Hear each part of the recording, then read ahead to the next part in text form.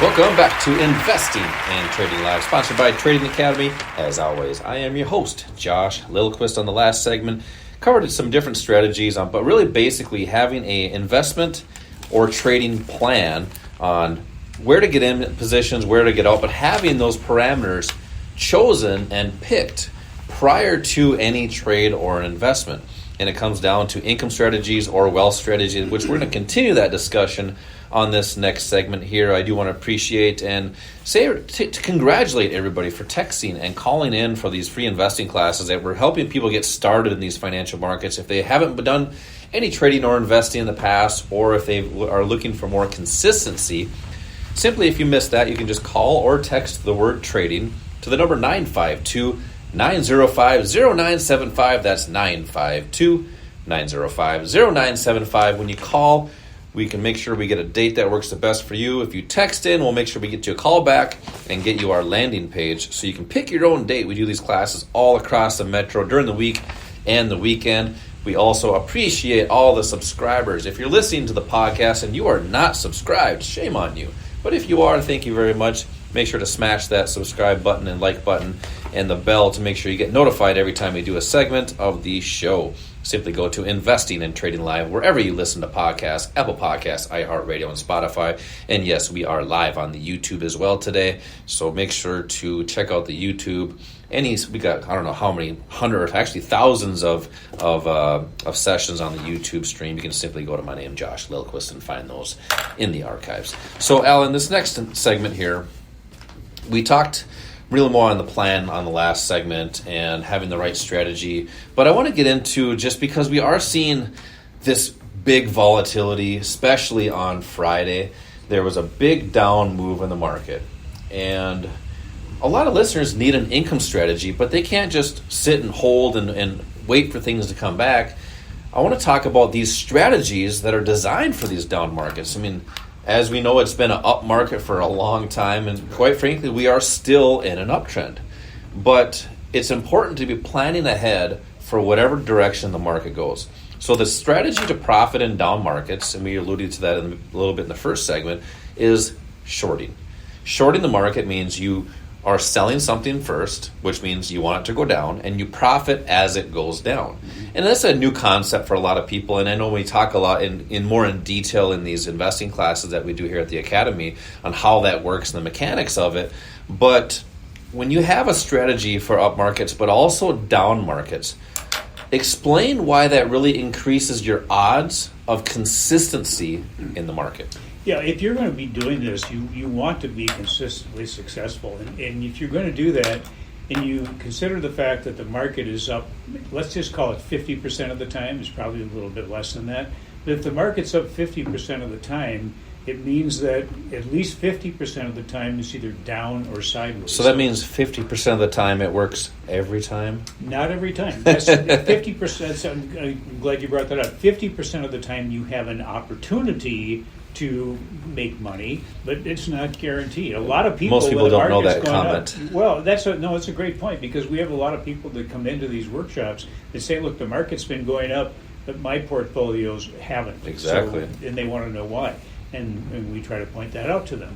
But let's just say 50% of the time you have the opportunity of benefiting when the market's going up. It means half of your lifetime you're either losing or not benefiting if you don't know how to, as you mentioned, short the market. Like, let's call it the short side of the market. And just to be nice here, Al is not calling people a loser for half their lifetime. It means their accounts are down for half of the time. This is nothing personal. It is your portfolio. I'm just trying to mess you up here a little bit, Al, talking about other things here. You keep trying every time, don't you? Yeah, now we're going to talk about squirrels, right? Okay. No, that's next week. Oh, that's next week. Got it. You have to have a plan that puts you in a position where you are ready no matter what's going on. When the market's going down, you don't want to sit on the sideline. You shouldn't necessarily try to pick your point when the market is going down either as to when you're going to go in, unless you have a strategy that gives you the opportunity of choosing the right point, that right price point. And, I think last week, Josh, I referenced a survey that was done where talked about buying happiness, where people thought they could buy happiness. And we determined that you can buy happiness, right? You can buy it depending on what your give it, the description of happiness is. Yep. But in that particular study, one thing I didn't mention is that 3/4 of the people in that study said that they agreed on one thing, and that was that having a financial plan can contribute to bringing a sense of security. And in addition to earning the right income, it pays to have the right tools and knowledge to help you manage your finances and set milestones. So they're saying you need to have a plan. But here's the bottom line is that they also said that nearly half of the survey said they're not getting the advice they need. So that is what we do. If you've got 2 hours of time in a week or the month, come in and let us show you how we can help you do that. But setting up a plan is probably the most important thing you can do. That's sometimes the hardest thing for people is getting started. Getting in the car and driving somewhere to change something, because you hit the nail on the head with that survey there. And this is just what they were saying in there. They are looking for security. Right. That's really comfort. But to get out, to do things differently, to improve something or change something, whether it's financial or anything, you got to get out of your comfort zone. It's very comfortable sitting on the couch at home and doing nothing, but then nothing will change.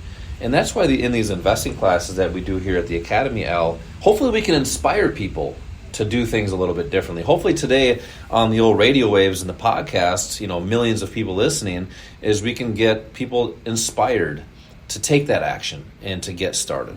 Now, with having the right asset, that's also important as well. So when you have futures, Forex, options, and stocks, if people are looking to create an income strategy, what might be potentially some of the better routes other than stocks because of the different reasons? Well, the great thing is that there's some choices there, and the choice depends on the individual. There are assets that are ideal for one person that might not be the best choice for somebody else, but they both are designed to create that source of income.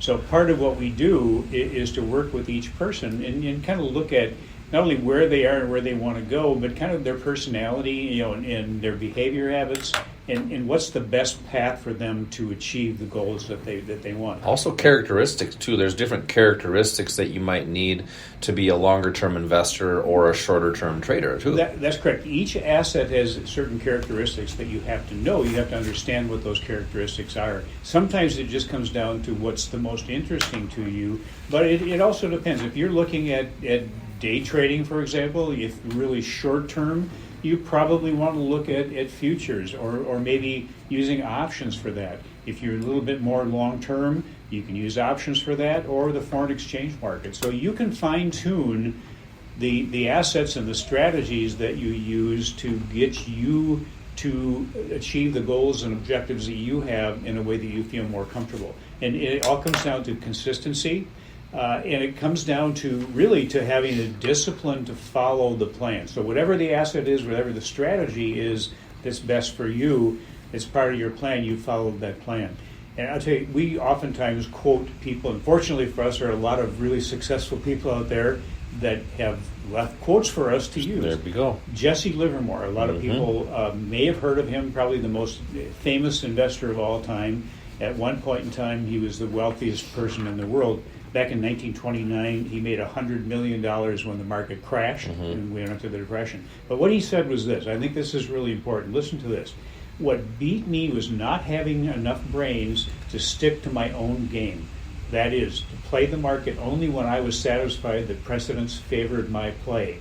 And that is precisely what beat so many men in Wall Street. In other words, what he was saying is, I have a plan, I have a strategy that's within that plan. If I stick with that, I do fine. It's when I deviate from that that I have a problem. And he went through periods of time where he made millions, lost millions, made millions again. But he'll tell you every time he lost is when he deviated from a plan that he knew worked. There you go. Back in 29 when they were talking about that stuff, what was it like at that time? I knew. You know what? I knew that was coming. There was no surprise. It was no zinger. I had to do that. I got to throw something at you once in a while, and I'm not going to talk about Brad Pitt today because I know I will get something back to me. So therefore, let's continue on with that. But Al, those are great comments about about what people are actually doing, and those very successful people like Jesse Livermore.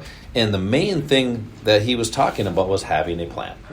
And what is that? There's another quote out there that I don't know whose it is, but if you fail to plan, you plan to fail. Is that how it goes? It's close enough. Close enough. Yeah. And that's actually true. Well, that is true. And especially in the financial world. Yeah, but the great thing there is that it should emphasize the fact that you have the opportunity to be successful. You have the opportunity to change what's happened to you and to kind of rewrite your future. Yep, and you got to get started today. To come into an investing class, to get started, to change or create whatever you're looking to create, call or text the word trading to the number 952-905-0975. Al, let's hear today's OTA, tip of the week. Well, Josh, you can't control everything that happens to you. The only thing you can control is the way you respond to what happens, and that's where your power lies. Look, if you don't have time for what matters, how about just not doing the things that don't? Remember, your next step in the right direction doesn't have to be a big one. Just don't get caught up in what could have or should have been. Look instead of the power and the possibility of what is right now. I like that. And getting started is that first step. Looking forward, not backwards. To get started is these investing classes. To see what's actually available to you, simply call or text the word trading to the number 952-905-0975 for 2 seats, one for you and a friend. We had a great time on the show here today. Stay tuned for next week. We got a big show. As always, same time, same place next week. Until then, retire young, my friends.